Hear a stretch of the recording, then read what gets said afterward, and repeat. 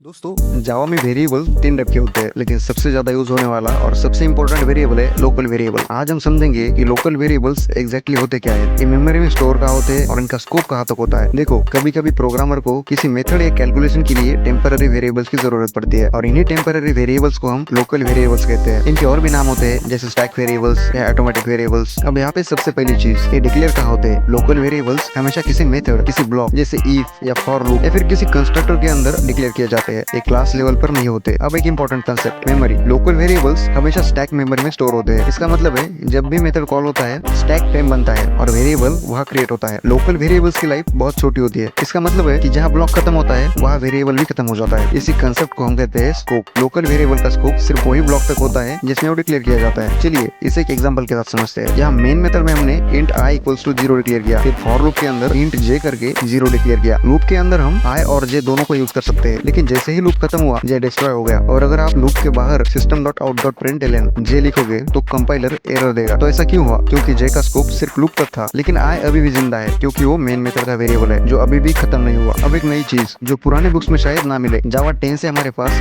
var keyword है। आप int i equals to 0 की जगह var i लिख सकते हो। तो इस पूरे वीडियो का कंक्लूजन देखा जाए तो हमने देखा लोकल वेरिएबल्स टेम्पररी होते हैं। अगर कंसेप्ट समझ में आया हो तो इस वीडियो को लाइक और फॉलो कर लो।